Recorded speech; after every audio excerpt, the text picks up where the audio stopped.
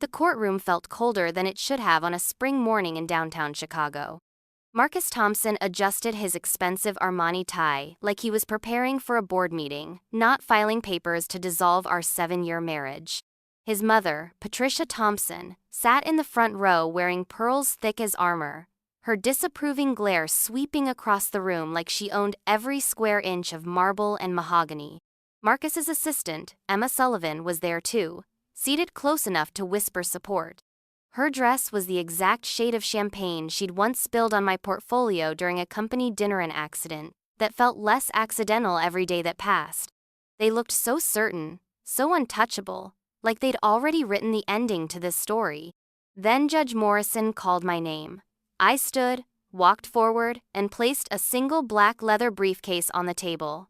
No tears, no theatrics, just the truth they never thought I'd dare to say. "She only married me for money," Marcus declared, his voice booming through the courtroom like a closing argument meant for the back row.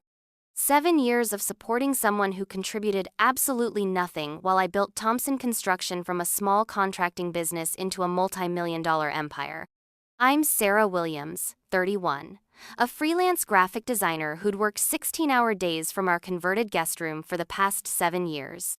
The man across from me, who once told me I was his creative muse, who held my hand through 2 miscarriages, now stood in his perfectly tailored navy suit painting me as a calculating gold digger for an audience that included his business partners, his mother's country club friends, and 3 reporters from the Chicago Tribune. I sat in complete silence, my hands resting flat on my lap, the fabric of my simple black dress smooth and unwrinkled. I wore no jewelry except my grandmother's plain gold watch, no lipstick, my auburn hair pulled back in a neat bun. I dressed for business, not sympathy. Behind me, I could hear the faint rustle of silk and whispered commentary. Patricia Thompson had always made her presence known. Her Chanel perfume lingered like an obligation, thick and suffocating. She'd once told her bridge club friends loud enough for me to overhear, "Well, you can't expect much from a girl who draws pictures for a living. She's very modest." The way she drew out that word like it tasted bitter still echoed in my memory. Today, she sat 2 rows behind me, flanked by her carefully curated circle of women, all wearing pastel suits and matching pearls. One of them let out a stifled laugh when Marcus's voice echoed again across the courtroom. 7 years, Your Honor," he continued, pretending to address Judge Morrison while staring directly at me. 7 years of providing everything: our house in Lincoln Park, luxury cars, private health care, European vacations, and what did I get in return? Someone who locked herself in a studio and painted watercolors of landscapes that never sold. My jaw clenched at that. They weren't just landscapes, but this wasn't the moment for art criticism. My lawyer, David King, didn't flinch. He'd been my grandmother's attorney for 20 years before becoming mine. He scribbled something on his yellow notepad and placed a firm hand on my forearm. "Not yet," his gesture said. I nodded. Marcus paced once, theatrically, like he'd watched too many legal dramas. "I provided everything," he said, returning to his seat beside his attorney, a man who looked barely 30 and far too amused for a divorce proceeding. "I really tried," Marcus added, his tone shifting to practiced vulnerability. "But she never wanted to be part of my world, never wanted to contribute to building our future together." That line almost made me laugh out loud. Patricia let out a breathy sigh behind me, like the words had touched her deeply. One of her friends murmured something sympathetic. My chest felt tight, but not with sadness. It was something else rising, something steady and sure. Judge Morrison, a woman in her late 50s with tired eyes and a reputation for cutting through courtroom theatrics, finally spoke. "Let's proceed with the financial disclosure statements." I watched Marcus lean back in his chair, smugness radiating from every fiber of his being. He thought he'd won the room, he always did. The courtroom wasn't packed, but there were enough observers, journalists, legal interns, maybe a few community members who recognized the Thompson name. Marcus had insisted on making this public. He wanted the narrative spread far and wide, the powerful construction CEO who'd been trapped by a woman who just wanted access to his bank account. He had no idea what I'd brought with me in that black leather briefcase sitting quietly at my feet. I glanced around courtroom 6, then adjusted the sleeves of my dress, and met Marcus's gaze for the first time since walking in. He looked at me with the same condescension he'd worn for the last 3 years of our marriage, the look he gave me when I asked about the mysterious late-night phone calls, when I questioned why Emma was at every investor dinner while I stayed home, when I stayed quiet about the credit card charges from restaurants I'd never been to. He'd mistaken my silence for compliance, my patience for stupidity. He looked away first. David leaned in close. "Ready?" he whispered. I breathed in slowly. The courtroom light felt harsh even though it was barely 70 degrees outside. "Yes," I whispered back. Across the aisle, Patricia whispered something sharp to the woman beside her, probably about how plain I looked, how I hadn't even tried to dress the part of a woman fighting for millions. She had no idea I'd spent the morning organizing evidence files, not applying makeup. "Your Honor," David said, rising with practiced calm. "My client would like to request permission to address the court directly." Marcus smirked. He genuinely had no idea what was coming. Judge Morrison nodded. "Ms. Williams, proceed." I stood slowly. The courtroom went completely quiet again. Patricia's group fell still. I reached down and lifted the briefcase onto the desk. The brass locks clicked open with a sound that seemed to echo longer than it should have. Just like that, the story Marcus thought he controlled began to slip through his fingers. "I was 24 when I married Marcus." I began, my voice steady and clear. It was October in Illinois, golden leaves and crisp air, and I remember thinking this was the kind of love that didn't need contracts or conditions.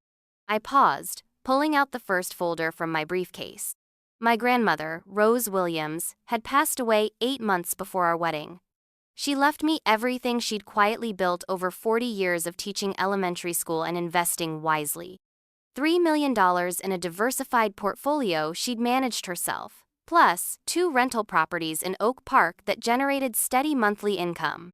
The whispers started immediately. I could hear papers rustling, chairs creaking. Marcus's face had gone from smug to pale in the span of 10 seconds. "I never told Marcus about the inheritance," I continued, opening the folder to reveal bank statements, property deeds, and investment records. Not because I didn't trust him, but because I didn't want money to define our relationship. I wanted our marriage to be about building something new together, not protecting what I already had. Marcus's attorney was now whispering frantically in his ear. Emma had turned red and was staring at her hands like they held the secrets of the universe. "These are complete financial records from the past 7 years," I said, walking slowly toward the judge's bench. "Every bank statement, every expense report, every tax filing. You'll see that Marcus's inheritance claim is false. Not 1 cent of his income was ever used for my personal expenses." I turned back to face the courtroom, my voice gaining strength. "When Marcus says I contributed nothing, he's wrong. I paid for my own groceries from my freelance income. I bought my own clothes, my own art supplies, my own car insurance. I even paid for the Christmas gifts I gave his family every year, including the 3 zero-diamond earrings Patricia is wearing right now." Patricia's hand flew to her ears, her face flushing deep red. "My freelance graphic design work brought in $240,000 last year alone. I've had clients like Northwestern Memorial Hospital, the Chicago Symphony Orchestra, and 15 local businesses whose brands I helped build from the ground up. But more importantly," I paused, pulling out another folder. "I contributed my silence when I discovered Marcus's affair with Emma." The courtroom erupted. Emma shot to her feet like she'd been stung, then immediately sat back down. Marcus looked like he'd been slapped. "Objection," his attorney called out. "Overruled," Judge Morrison said firmly. "Continue, Miss Williams." "I have documentation," I said calmly, spreading photos and receipts across the table. "Hotel charges on the Thompson Construction Company card.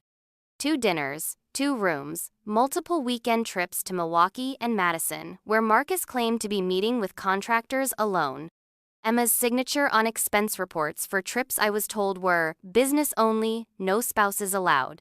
I walked back toward Marcus, holding up a printed email. "This is from Emma to Marcus, dated 3 months ago. Can't wait for Patricia to finally get rid of the dead weight so we can be together properly. The dead weight, Your Honor." was me. The silence that followed was deafening. You could have heard a pin drop on the marble floor. But here's what really matters, I said, my voice now carrying to every corner of the room. Marcus stood in this courtroom and called me a gold digger. He said I married him for money, that I was nothing but a financial burden who contributed nothing to our life together. I pulled out the final Documenta bank statement printed that morning. This is my inheritance account, $3,427,000, plus accumulated interest over 7 years. Look at the transaction history, Your Honor. The only activity is quarterly dividend payments and annual tax filings. If I had married Marcus for money, don't you think I would have used my own? Judge Morrison took the statement, studying it carefully. The courtroom held its collective breath. I never touched a single dollar because I wanted to prove something to myself and to him. I wanted our love to be real, built on who we were, not what we had. I wanted Marcus to love Sarah the artist, not Sarah the heiress. I turned to look at Marcus directly. His expensive composure had cracked completely. I worked from our guest room for 7 years, building my career from nothing while you told people I was lucky to have married up. I stayed quiet when your mother seated me at the kitchen table during dinner parties. I smiled when she introduced Emma as the woman who truly understands our family business, while I stood there like a decorative afterthought. Patricia looked like she wanted to disappear into her pearls. I'm not seeking alimony, I concluded, closing the briefcase.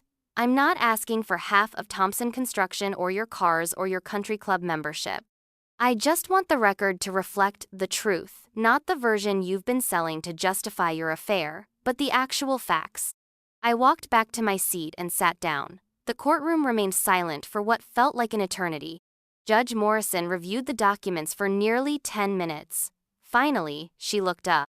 Given the substantial evidence presented today, this court finds no basis whatsoever for the petitioner's claims regarding the respondent's financial motivations or lack of contribution to the marriage. Furthermore, documentation of extramarital conduct and deliberate misrepresentation will be entered into the public record. She looked directly at Marcus. Mr. Thompson, I suggest you and your counsel reconsider your approach to these proceedings. As we left the courthouse, Marcus caught up with me on the stone steps. The expensive confidence had drained from his face, leaving behind something raw and desperate. Sarah, why didn't you ever tell me, he asked, his voice cracking. About the money? About what you knew? About any of it?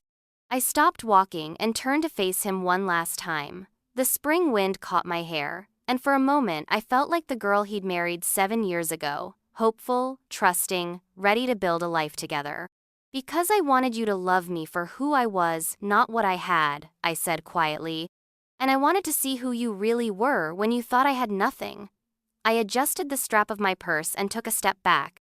Turns out that told me everything I needed to know about both of us. 6 months later, I opened Williams' creative studio in a converted warehouse in River North. The inheritance remained untouched. I didn't need it. My work spoke for itself. My clients respected my vision, and for the first time in years, I didn't have to make myself smaller to fit into someone else's idea of who I should be. Marcus's construction company folded when news of the affair and his courtroom humiliation spread through Chicago's tight-knit business community. Emma left him 3 weeks later for one of his former business partners. Patricia sold the Lincoln Park house and moved to a retirement community in Florida, far from the whispers of her former social circle. Sometimes the best revenge isn't revenge at all. Sometimes it's just living well, speaking truth, and letting the consequences fall where they may. If you've ever been underestimated, called worthless, or made to feel small by someone who is supposed to love, you know that your story matters. You don't need anyone's permission to be worthy, to be enough, to take up space in this world. You already are.